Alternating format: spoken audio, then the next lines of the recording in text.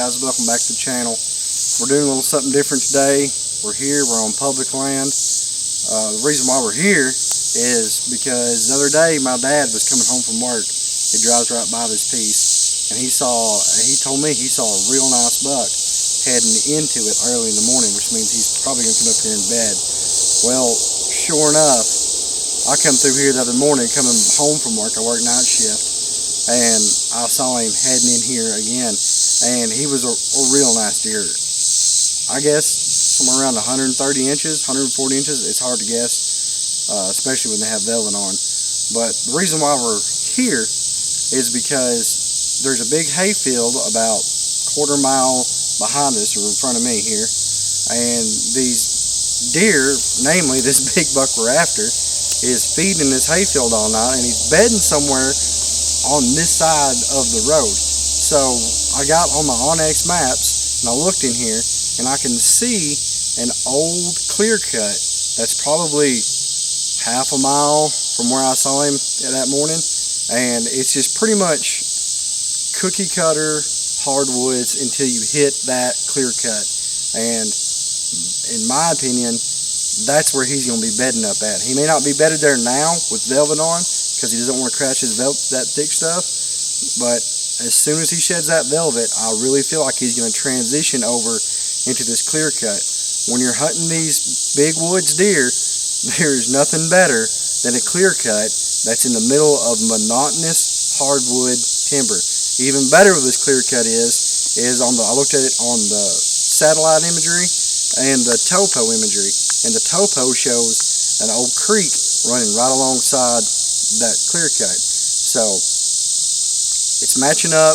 Everything's going to do good. This piece of public doesn't have much pressure during bow season. There's a lot of people who kill some really good deer off of it during bow season, but not in this area. So I'm hoping that this big buck is bedded up here in this clear cut where he's got lots of browse and he's got water right there with that creek, and he makes his way out either this old road that we're walking on or down to this old ridge top into the hayfield at night. And I'm hoping to capitalize on that as soon as I can opening day of bow season if possible. But we got our cell cam, we got our binoculars. While we're here, we're going to do a lot of scouting. We're going to look for acorns, we're going to look for old sign, and hopefully we'll find something good. Y'all stick with us and we'll be right up here at the clear cut here in a little bit.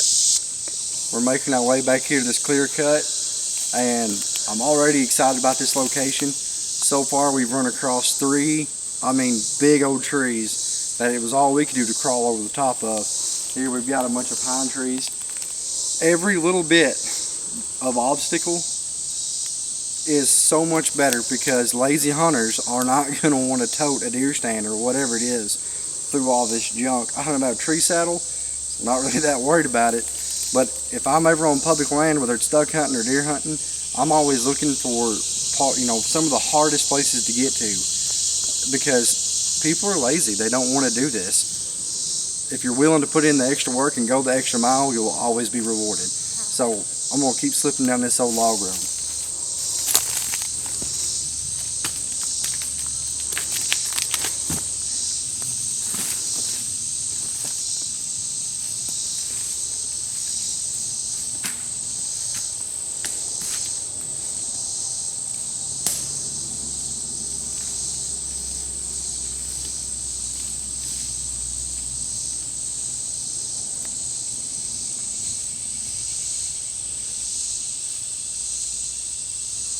Guys, I think we're on the right track. Every time I come across a good sandy spot or a muddy spot when I'm out here scouting, I always look because a track will tell you a lot. I come across this good sandy spot, there's hog sign everywhere. Of course, where we're at here, there's hogs everywhere. But I was originally looking in here to see if there's any fresh hog tracks, and I looked and I found a absolute stud of a deer track. It's hard to see it in the sand, but the outline of the track is right here. You can see his point of his toe right here, and it's sunk deep into this, so you know he's a heavier deer. I really truthfully believe this is the deer we're after, guys. I'm looking forward to it. Let's slip up here and see if we can't find any old rubs or scrapes or something like that.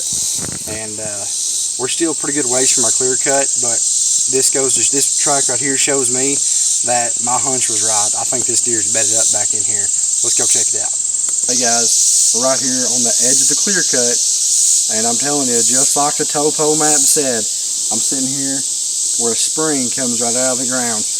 It hasn't rained in probably 3-4 weeks, and it's dry here, and there's plenty of water here. This tells me that this is probably the only water within at least a couple miles. It's the only water we've seen coming in here, and it starts right here. There's hog tracks and hog grubs absolutely everywhere. I know we're going to get a ton of pictures of hogs, but we're after the deer here. There's a lot of deer tracks. There's some good sized deer tracks. Like I said, we're here on the edge of the clear cut, and we might end up putting our camera right here just over this water source, but we're going to walk around this clear cut and see if we can find an exit trail, and then we'll go from there. Let's walk up in this clear cut, and I'll see you in a minute. We're into the clear cut, guys. I remember this clear cut from probably like 9-10 years ago. It may not have been that long. It's been a while though. I come in here when it was brand new, and I just noted it down in my little brain here, and just remembered it. When I saw that big buck, I knew he was going to be in here. And I've looked around this little part. It's thick. Just what these big bucks, mature bucks, are looking for.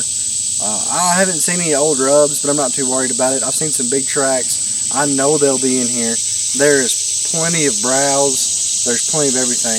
Just remember, we're hunting big woods. We don't have the luxury of a soybean field or alfalfa and these perfect little funnels. We're in these clear cuts. This is what these deer eat.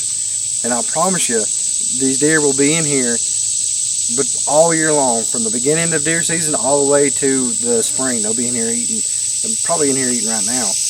The only thing that kind of concerns me a little bit is the amount of hog sign I've seen. I've noted that a lot of times deer and hogs don't really mix, but sometimes they do. It's kind of like a personality thing. So I'm hoping maybe that it'll work. We're going to put this camera out over this little water hole we found earlier. We're going to leave it out here for probably a month. I'll come get it like middle of September, and that'll be right when my bear baits start going on strong, and I'll need to get my cell cams and move them over. If we haven't had a picture of him by then, we're just going to bounce around and look for sign. But until then, all we can do is play the waiting game. I really have a lot of faith in this spot. It looks deery. It looks like a big buck would be here. Lots of diversity, lots of edge. Nothing else. I know the does will be bedded here in November, and then big bucks will be coming around the downwind side of this clear cut trying to scent check it. We're going to hang this camera up, and we're going to head on over to another spot a couple miles down the road that I really want to look out while we still have light and while we're out here. So I'll see you over there. Guys, we're still in the clear cut, and anytime you're out here looking for a place, scouting in the summertime for fall, and you find a good spot, you always want to pick your tree out then. You don't want to be coming in here first week of October, first week of November in prime time and be walking around here looking for a tree to hunt.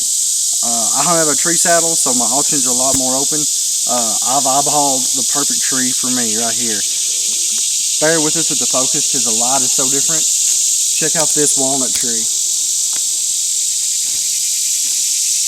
I'm going to climb up in that walnut tree right where it forks. This old logging road goes right underneath it, and it goes right to that water hole. I'm going to kill that big buck right here. Probably first week of season if I have any luck. But we're going to put this camera up. Let's get out of here.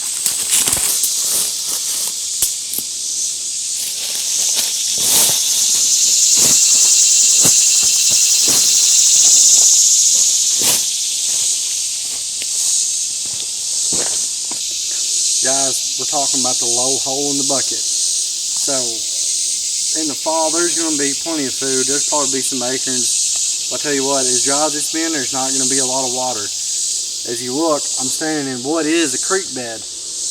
We're about 100 yards below where the water starts. It runs for probably 50 yards and then stops. And it's nothing but dry creek bed. This is, like I said, that'll be the only water around within miles, because the way this mountain range is set up, it all pulls down into here. Another good thing about this creek right here is that in the evening, your thermals are all going to pour into this creek bottom, so you'll be somewhat safe. That's another good thing to keep in mind when you're hunting these mountains. is you always have to keep an eye on your thermals. They'll always flow to the lowest point in the evening, and they'll come right down this old creek bed. And I'm going to walk right up this creek bed to access my stand, and hopefully we'll get him. Let's go to another spot.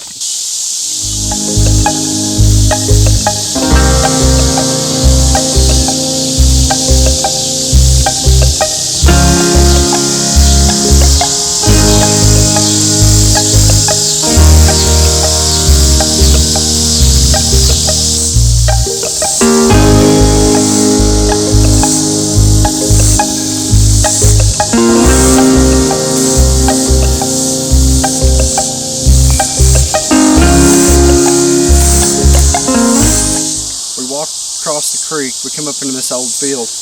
Now, I know for a fact this was planted in some sort of blend by the state. I think it was like 3 years ago it was planted. I don't think they've touched it since. So I was a little hesitant to come up here, and I'm glad I did, because I came up here and I found one of the most remarkable looking places for a good buck to bed that I've seen in a long dead-gum time. If you look out across me here, you can see just this giant growed up field, and the beauty of it is it's over 6-7 foot tall. This tall grass is. I know these deer are going to be held up in here and bedded down. I hate to borrow a term from the hunting public, but I think we just found us a buck nest. I'm really excited. It sets up great. That big creek crossing we had right there, the creek runs on the bottom side of this field, and there's a giant sheer bluff face, and if we can get a wind blowing from this way to that way, our wind will be blowing straight across the creek and directly into that bluff, so there's no way we'll be able to get winded here. What I'm going to do, I'm going to come in here in the early season, I'm going to slip down this creek bank, I'm going to climb up a tree with a good pair of binoculars, and I'm just going to watch. It's just going to be an observation set the first time. I doubt I kill anything, but I bet I will see something. We're here. This is actually a cool little place. There's an old house place over here. This at one point in time, I'm sure this was a cotton field, as every other field around here was. It's a historical marker, but the thing about it is it's a little out of the way. It's public land, but here's the key: there's no signs that say public land. There's nothing other than on X that will let you know that this is public land. It's right next to a busy highway. There's a lookout, and I promise you, no self-respecting deer hunter is going to want to hunt here. I sat here 3 years ago. I counted 25 deer in this field. They're all does, but where the does are, the bucks will be. That was in January. With the acorn situation this year, I'm sure I'm going to have some good hunts over this field. But it's getting dark. I'm getting hot. I'm starving to death. I've got a pulled pork butt waiting for me at the house. We're getting out of here. We're going to go eat. The next time you see us, we'll be in Florida catching fish off the beach. That's our yearly trip. We go down there once a year to catch fish. So tune in the next time, and we'll be surf fishing on the beaches of Florida. Until then, like our page, subscribe, drop a comment about anything. I'll hit you back, and we're going to get out of here. We'll see you later.